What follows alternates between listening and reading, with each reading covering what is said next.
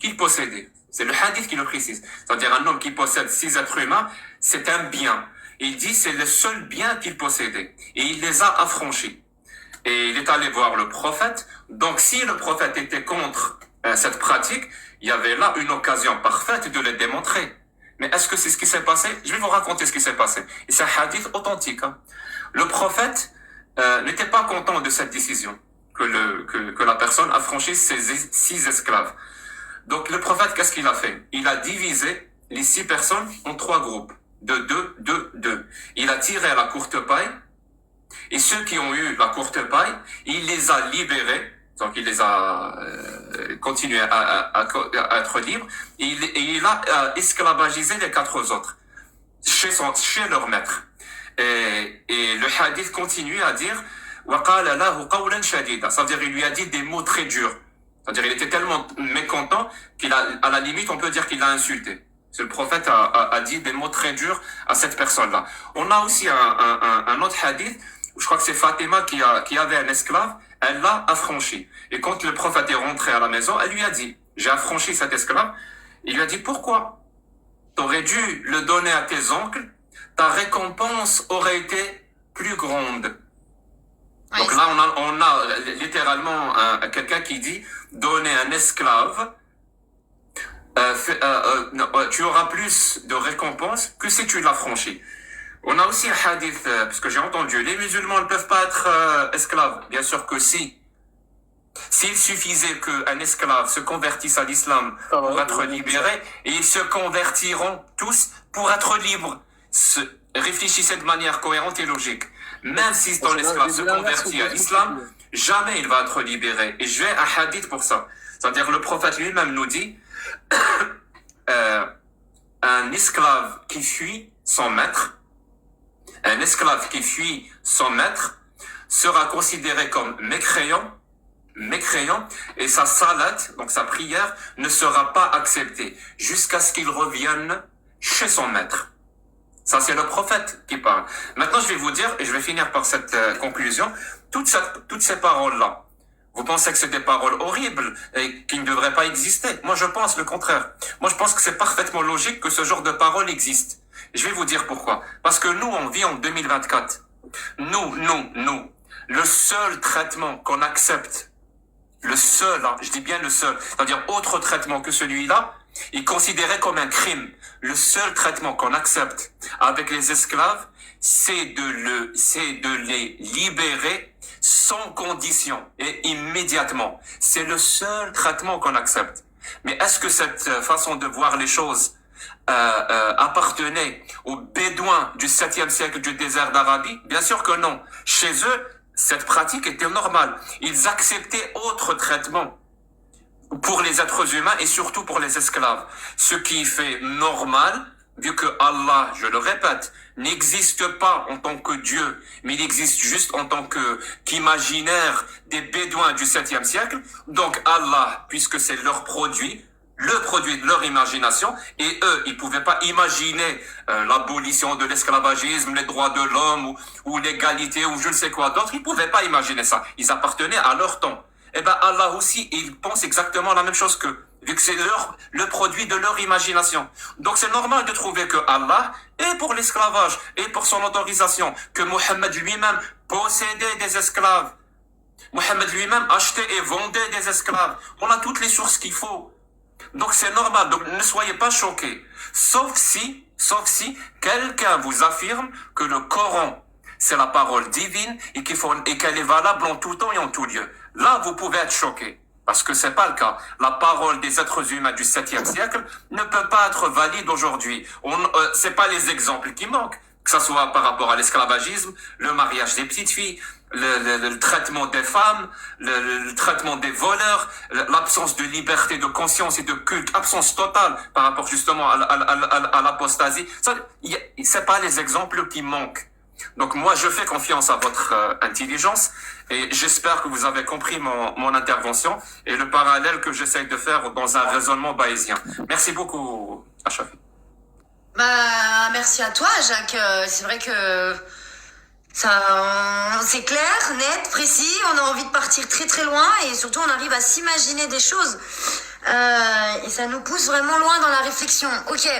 Bilal, as-tu un truc à dire à Jacques par rapport à ce qu'il vient de nous dire? Très bien. Alors, je suis pas d'accord dès les premières paroles qu'il parle, Jacques.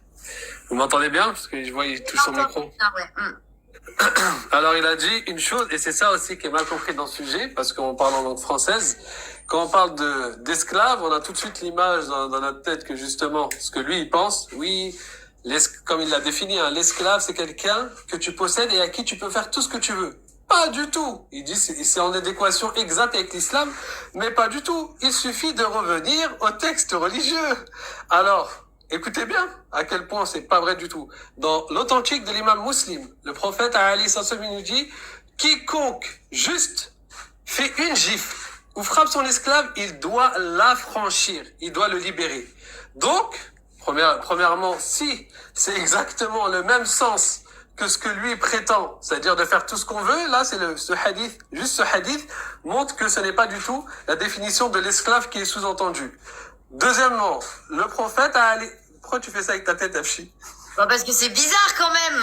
Comment ça, c'est pas la même définition? Enfin, moi je vois. Il a pas tout dit. Il a pas tout dit. Il a pas lu tout le hadith en fait. Là, on est reparti 4 heures en arrière, Afshi. Ah Il y a ouais, 4 heures, il y avait déjà eu ce débat-là. S'il vous plaît, s'il vous plaît, laissez-le finir, s'il vous plaît. non, pas. C'est juste moi, j'ai fait une tête bizarre et il a bloqué sur moi. Allez, continue frérot. Pardon. Okay. Donc, je continue. On a d'autres textes où le calife de l'islam, Uthman ibn Affan, qui est le troisième calife de l'islam, à un moment, il a attrapé l'oreille de un de ses esclaves, donc il l'a tiré un peu fort, et il est parti voir, qu'est-ce qu'il lui a dit? Il lui a dit, refais-moi la même chose, c'est-à-dire attrape mon oreille et frotte-la moi. Pourquoi? Il a dit, car je crains le châtiment du jour de la résurrection. Donc si toi, tu as un esclave avec qui tu es censé faire tout ce que tu veux, comment tu pourrais craindre qu'en lui attrapant simplement son oreille, en lui tirant, eh ben à ce moment-là, tu aurais peur que Allah Azza wa Jal te châtie le jour du jugement dernier? C'est un hadith? Oui, c'est un hadith. Sahih? Oui, authentique. Je t'envoie la source si tu veux. Attends, bouge pas. Bah donne-moi le numéro s'il te plaît. Je vais te donner le texte. Attends. Et il n'est pas là le problème. Le problème, Mais moi je suis d'accord avec vous, mais moi j'aime bien lire On se calme, les amis. et les avoir sous mes yeux. non, il faut expliquer juste le hadith pour que qu'on puisse pas aller vers dans tous les sens. Parce que là, c'est ça la contradiction en fait. C'est que là, tu n'as pas le droit de gifler un esclave, mais tu as le droit de le fouetter quand même. C'est ça le problème. Il faut préciser, parce qu'on a un autre hadith qui te dit لن يجلد أحدكم امرأته كجلدة العبيد. Et là, quand on va vers ton hadith qui est le 1600. Traduis ce que tu dis. La yujlida ahadukum. Ouais, alors dans un hadith sahih qui est authentique, il te dit ne fouettez pas vos femmes comme vous fouettez vos esclaves. Ça veut dire là, déjà, ça veut dire que tu peux fouetter ta femme, et aussi tu peux aussi fouetter ton esclave, mais fouetter ta femme sera moins fort que de fouetter son esclave. Donc ça veut dire tu feras pas. Ok, je suis d'accord, tu peux pas gifler ton esclave, mais tu peux le fouetter. Donc ouais, qu'est-ce que tu essaies de nous rapporter? J'ai pas compris. Mais du coup, est-ce que au moins je peux avoir, Bilal, s'il te plaît, le hadith que tu m'as dit, ou t'es parti le chercher ou pas? Ou alors je laisse Jacques répondre. 1657. Alors dis-moi, de quoi? Muslim, 1657. C'est celui dont Bilal m'a parlé? Oui, c'est عن زاذن أبي عمر قال أتيت ابن عمر وقد اعتق مملوكا وإلى آخره. Oui, c'est celui. 157, c'est ça? Muslim 157. Merci beaucoup. Bilal, tu peux continuer le temps? Non, c'est 1657. Ah, 1600. Oh là là, je vais pas y arriver. Alors, 1657. Allez, voyons voir.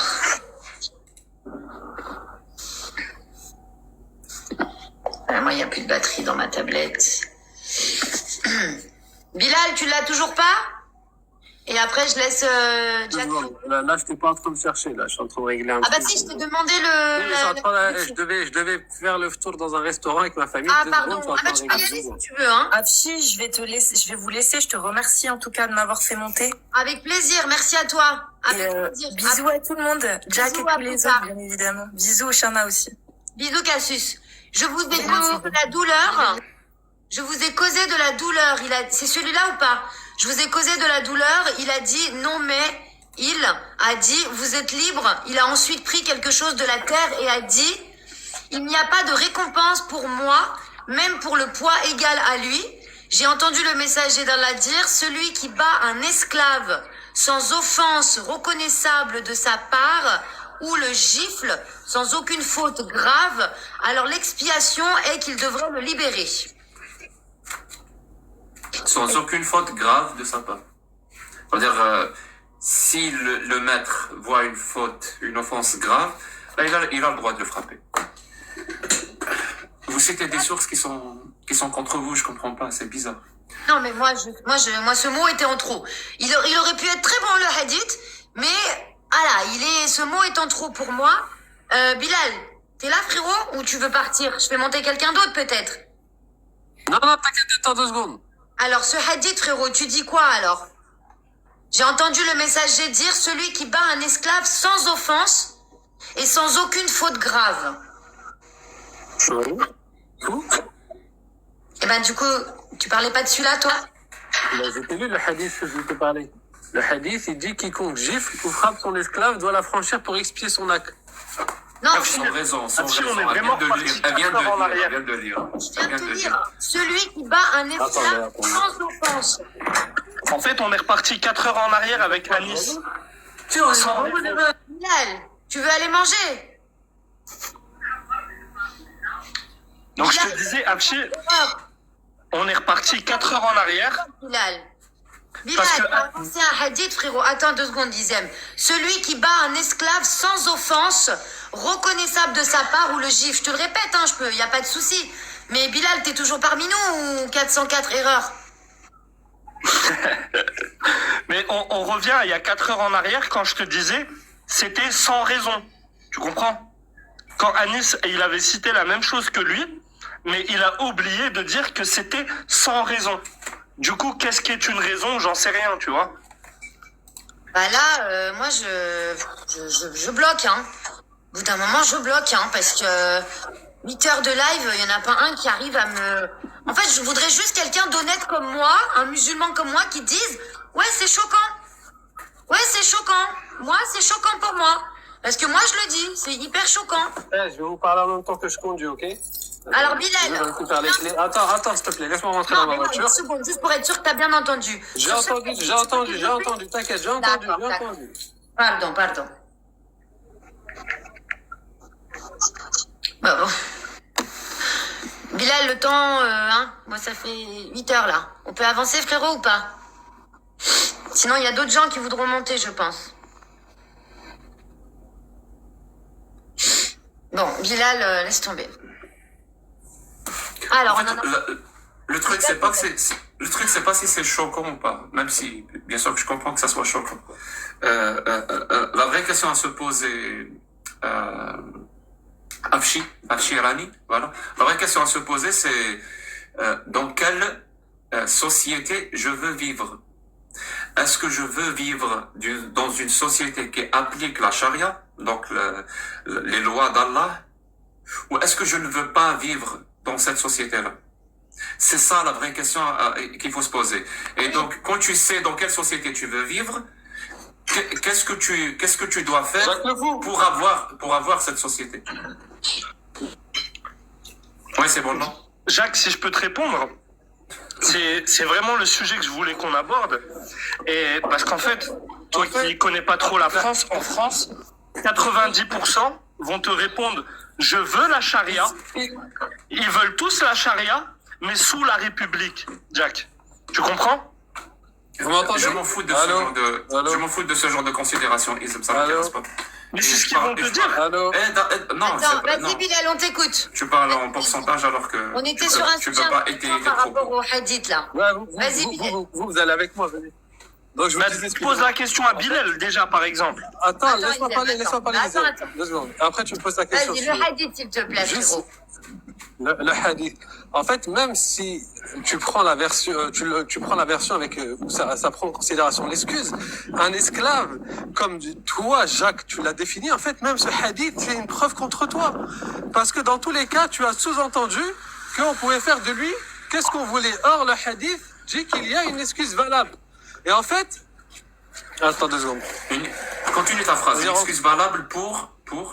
Une excuse valable. En fait, même une Non, personne. non, non, qui n'est pas continue musulmane, pour que les gens comprennent. tu vois. Excuse valable Oui, pour... oui, ce que j'allais dire, c'est qu'en islam, même Excuse une personne valable qui n'est pour... pas esclave, même une personne. Non, qui non, n'est non, non, pas mon esclave, pote, il y a continue des ta excuses phrase. valables, il y a des excuses valables. Oui, je suis en train de terminer, tais-toi. Il y a des Excuse excuses valable valables pour... pour le frapper, oui. Merci. Quelqu'un qui me frappe dehors, en islam, tu as le droit de rendre ton coup. Ça vous charge? Ça vous charge? Mais l'esclave, il frappe pas. Quoi? L'esclave, il frappe pas. Qu'est-ce que tu racontes comme dinguerie, toi? T'as rien compris à ce que j'ai dit, Non, mais alors. tu viens de dire, Non, mais t'as- un musulman doit, rien il a le compris. droit de rendre... T'as Non, rien attends, compris ce que j'ai dit. attends, je suis pas Je t'ai dit, tu t'écoutes. Non, t'as dit... Non, bien vu. T'as bien fait de mettre l'accent T'as là-dessus. dit, demain, un musulman dans la rue, désolé, j'ai coupé ton... C'est moi qui a mal fait. Dehors dans la rue, un musulman, il peut rendre le coup. Mais à quel moment un esclave a le droit de frapper? C'est... On T'as s'en rien fout. compris. T'as rien compris à ce que j'ai Afshi, dit. Attends. c'est pas la T'as pas question. compris ce que j'ai dit. Mais moi, ça me La choque. question, en fait, regarde, Ça veut dire la que- question, Oui, non, non. c'est simple. Oui, La mais question de il base, veut... La question Moi, de je vais base, c'est est-ce finir. que Jacques Le Fou avait raison? Est-ce que Jacques Le Fou avait raison quand il a présenté l'esclave, comme il a dit, l'islam se présente exactement dans ces caractéristiques-là? C'est Définition. quoi ces caractéristiques? Dans cette Que définition. si tu possèdes cette définition-là, eh ben, tu es capable, tu as le droit de faire tout ce que tu veux de lui. Non, c'est pas vrai. T'as juste à admettre, dis Jacques, oui, je me suis trompé, j'ai trompé les gens. En Arrête, islam, non, Bilal. il y a des Tu règles. viens Bah, de confirmer qu'on pouvait frapper un mais on esclave. s'en fout, c'est pas ça la question. La question c'est est-ce que tu as les mêmes règles, oui ou non? C'est l'affirmation de Jacques. Après on passe à la deuxième question si tu veux. Est-ce que c'est pour toi moral ou pas de frapper un esclave? Ah. Bah non. Mais vas-y, finis, Bilal. Bah, Moi, je t'attends. moi, ta parole, Je regarde pour l'adresse moi, du ta restaurant, parole je est te d'or. dis, Hein. Bah vas-y, parle, hein, Bilal, hein. Vas-y, hein. Jacques, j'attends ta réponse. Ah, il y avait une question. Je t'ai On dit a- quand tu finis. On a de droit. répondre. Bah oui, non, mais d'abord je veux ce point-là.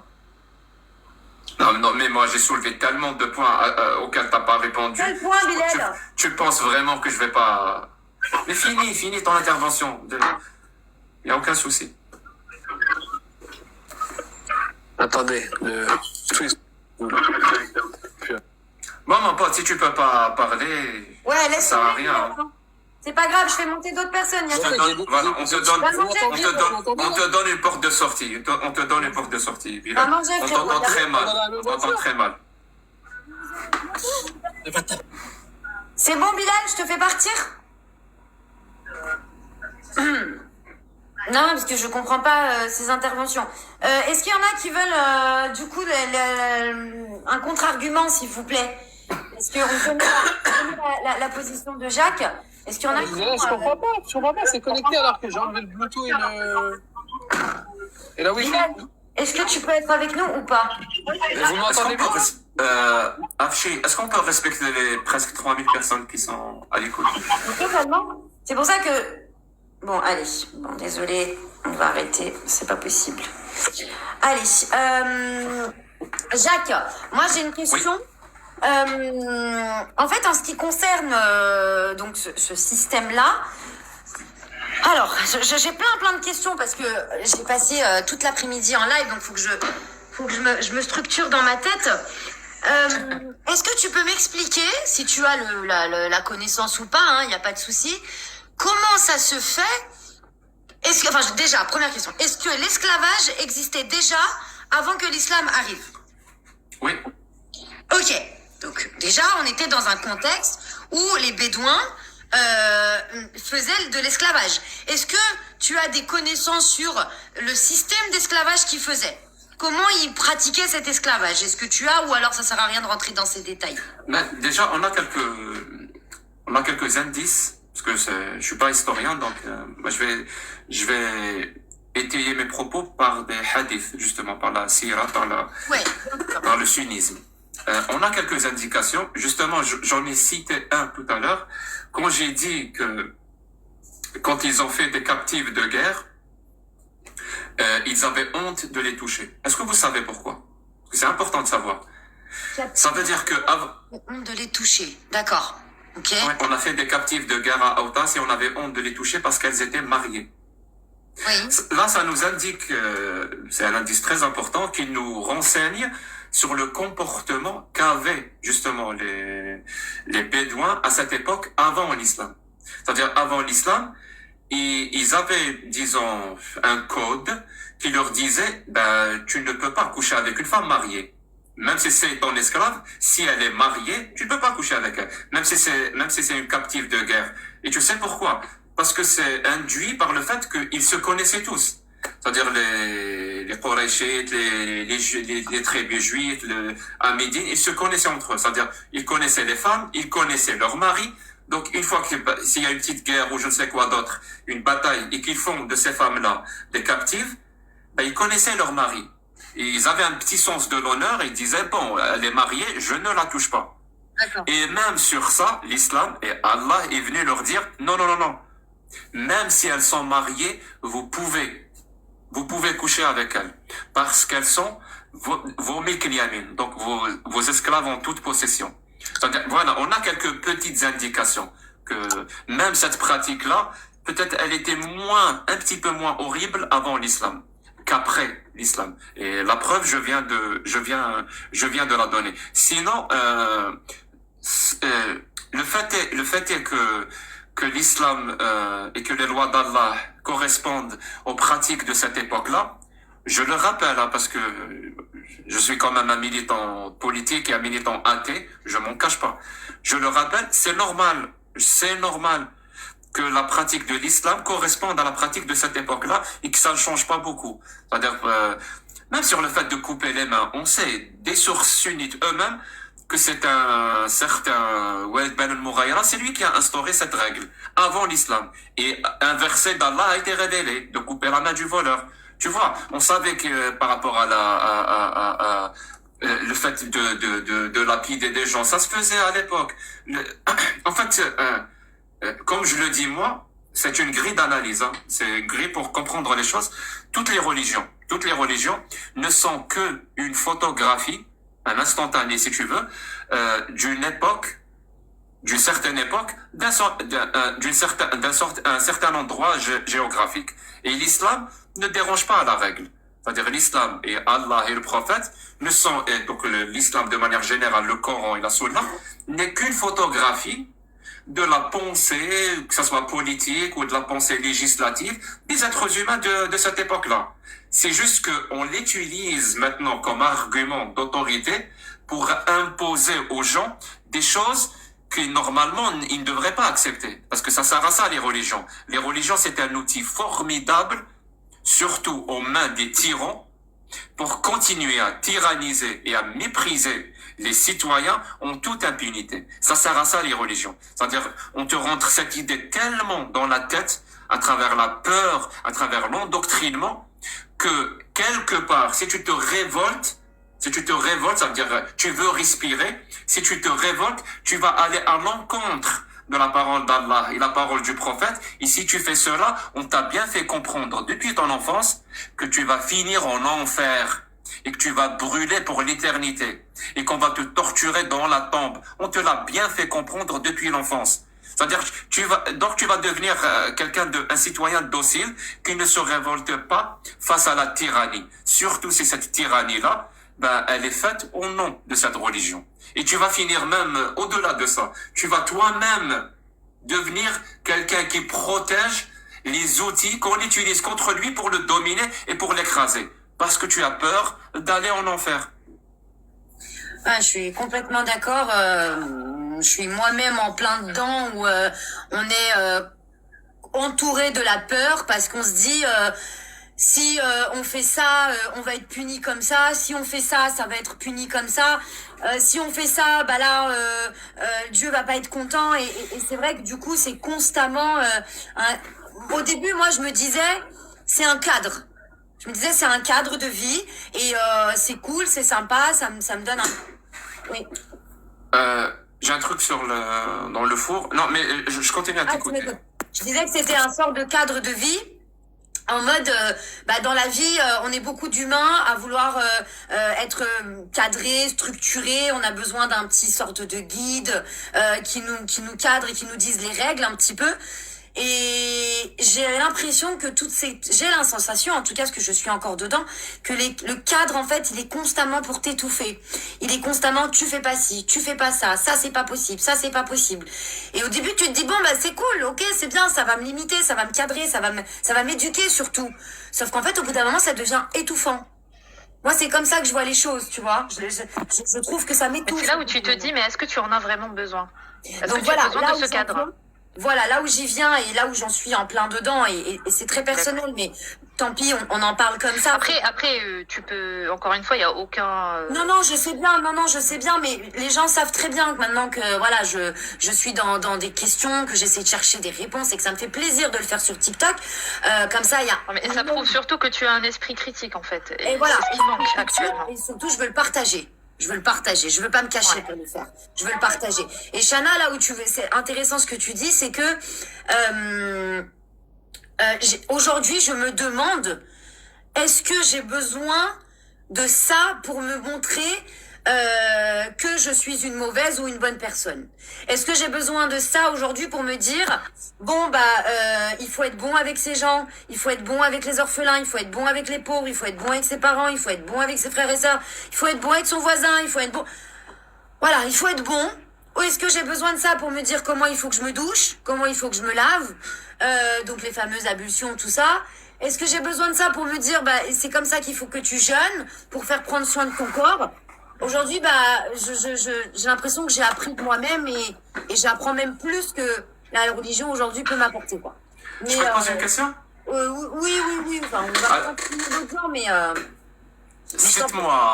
Cite-moi un comportement que tu qualifierais de bon, donc un bon comportement à adopter, que tu ne peux pas adopter si tu n'as pas la religion musulmane. Cite-moi un seul comportement bon qui t'est impossible d'avoir si tu n'es pas dans la religion musulmane. Ouais, non, Bon, je te réponds direct, il n'y en a pas. il y en a pas, non mais je le sais. Par contre, le contraire, je vais te le dire. Cite-moi un seul comportement que tu pourrais considérer comme mauvais, que tu pourrais adopter si tu appliques l'islam sunnite. J'en ai des milliers et des milliers d'exemples. Ouais. Donc à quoi bon? Ça sert à quoi finalement cette religion? Si pour être bon, j'ai pas besoin d'elle, et si je l'adopte comme critère ou comme source pour mon comportement, je vais finir de facto par adopter un mauvais comportement. Elle sert à quoi? Parce que Jacques, je me dis moi quand même que désolé pour mon côté un peu neuneux, hein, mais je me dis que peut-être qu'il y a des gens à qui ça fait du bien, malgré tout, de se retrouver dans un cadre, de se retrouver dans une spiritualité. Et ça a été, et ça l'est peut-être mon cas, et ça peut-être pas pour longtemps, j'en sais rien, je connais pas l'avenir, mais je me dis, peut-être qu'il y a des personnes qui ont besoin de se retrouver dans ce petit cocon, et ça leur fait du bien d'appartenir à un sorte de groupe, comme on appelle la Oumma, ou voilà, enfin bref, les musulmans, tout ça. Et je me dis, c'est comme s'ils voulaient se référer et avoir une sorte de repère, tu vois. Je comprends, ouais. Mais pour moi, tu sais, moi, le respect que je dois aux autres êtres humains, il est primordial pour moi. Et c'est ce respect-là qui me fait parler et qui me fait dire exactement ce que je pense et comme je le pense. Parce que je considère mes concitoyens comme des gens responsables qui sont aptes à écouter la critique. Donc je vais te dire exactement ce que je pense. Par rapport à ce que tu viens de dire, la religion ou les religions pour moi est une insulte à l'intelligence humaine. C'est véritablement une insulte à l'intelligence humaine. Parce que dire qu'on a besoin de ça, non, on n'a pas besoin. C'est une insulte. Tu sais pourquoi? Parce que avec ou sans religion, il y aura toujours des gens bien pour faire de bonnes choses. Il y aura toujours des gens mauvais pour faire de mauvaises choses. Mais si tu as besoin que des gens bien fassent de mauvaises choses, ben ça prend une religion. Tu as besoin d'une religion pour ça. Tu as besoin de les faire croire que ces actes-là qu'ils sont en train de faire ou de commettre sont une bonne chose. Il n'y a qu'une religion qui va t'aliéner au point où tu perds complètement ton sens moral. Parce que sinon, comment expliquer qu'il y a des gens qui prennent des armes pour aller tuer leurs prochains? Comment tu veux qui pilotent des avions dans des immeubles? Dans leur tête, ils sont en train de faire le bien. Oui, oui, Dans oui. leur tête, c'est exactement ce qu'il faut faire. Et comment on convainc les gens de faire des trucs atroces? Eh ben, en les convainquant que ce qu'ils font, c'est un truc bien. Et une religion, elle est parfaite pour ça. Parce qu'il y a la récompense derrière. Parce Ouais. qu'il y a la récompense, parce qu'il y a l'argument d'autorité de Allah, tu appliques, tu ne discutes pas. Il y a beaucoup de mécanismes qui rentrent là-dedans. Mais tu amènes toujours quelqu'un de bien, normalement, qui essaye de faire le bien, à commettre des trucs atroces, tout en pensant que ce qu'il fait est bien. Et Eh alors, ben, comment rien on a que pour réussi- ça, abat la religion. comment on a réussi aujourd'hui, pas aujourd'hui, mais à l'époque, à instaurer toutes ces religions, et je vais parler des 3 religions monothéistes, je vais pas parler de l'hindouisme, bouddhisme, qui sont pour moi des spiritualités, et de la philosophie. Les 3 Je suis pas d'accord, hein. religions, comment, alors je veux bien ton avis sur ça, il n'y a pas de problème. Comment aujourd'hui, à l'époque, l'humain est arrivé à instaurer ça? Ces 3 hommes-là dont on parle, Moussa, Isa, Mohammed, tout ça, comment ils ont réussi à autant faire passer le message aux gens? En fait, je sais même pas s'ils ont existé. Et d'ailleurs, j'ai même pas de bonnes raisons de penser que ces personnes-là, ou ces personnages, ne sont pas fictifs. Voilà, que ce soit Moussa, Isa, donc Moïse, Jésus et même Mahomet, j'ai aucune bonne raison de penser que des personnes ont réellement existé. C'est des personnages fictifs qui font partie d'un narratif ou quoi que ce soit. Et même s'ils ont existé, absolument pas dans la forme à laquelle on a rapporté leurs histoires. Sinon, moi je pense que la religion joue sur un truc qui s'appelle, c'est un sophisme. Salam alaikum. Attends. Voilà, comme ça. Qui s'appelle l'appel à l'ignorance. C'est l'appel à l'ignorance. Tu sais, quand on vient au monde, on se retrouve, jeté dans un monde qu'on comprend pas. Il y a des arbres, il y a des voitures, il y a des êtres humains, il y a le ciel, il y a des étoiles, il y a des planètes. Et on se pose la question, mais ça vient d'où ça? Ça vient d'où? Comment expliquer tout ça? Et généralement, on n'arrive pas à l'expliquer. Donc on a une ignorance. Et donc, pour quelque part apaiser nos peurs, parce que cette ignorance va nous faire peur, on va se sentir acculé, vraiment complètement acculé, on a besoin d'expliquer ça. Donc on va dire, c'est un Dieu qui a tout créé. Et en plus de ça, ce Dieu-là qui a tout créé, il veille sur moi. Et on va lui donner toutes les caractéristiques absolues qu'on n'a pas. C'est-à-dire, moi, je comprends pas, je ne sais pas tout.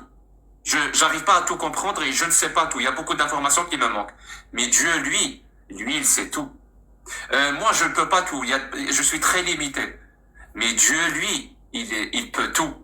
Moi, tu vois, c'est-à-dire, on va donner à ce Dieu-là toutes les caractéristiques qui nous font défaut. Et on va dire que ce Dieu-là veille sur nous. Parce que, encore une fois, parce que ça peut faire peur de ne pas comprendre le monde qui t'entoure et tout. Et les religions viennent justement sur ce point-là. Elle te dit, si tu es par exemple né dans un pays musulman, elle va te dire, oui, ce Dieu-là existe, effectivement, et il veille sur nous. Et tu sais, il nous a même parlé.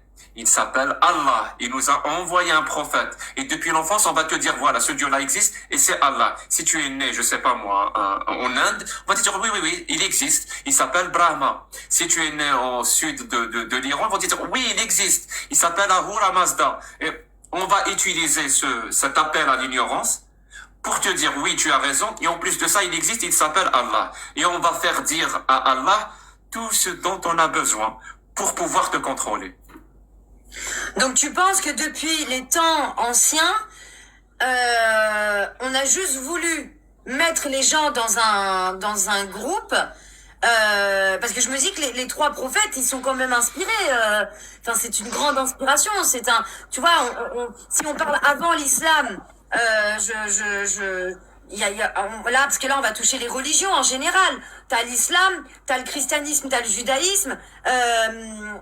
Tu te dis, mais comment ils ont pu inventer tout ça? Comment ils ont pu par quoi ils étaient inspirés pour autant nous transmettre de choses? Parce qu'aujourd'hui, on peut pas non plus nier le fait qu'il y a énormément de théologie religieuse. Comment on est parti aussi loin? Normalement, avec le temps, ça aurait été voué à partir, à s'échouer, à se vider. Et maintenant, c'est toujours alimenté. Mais c'est parti.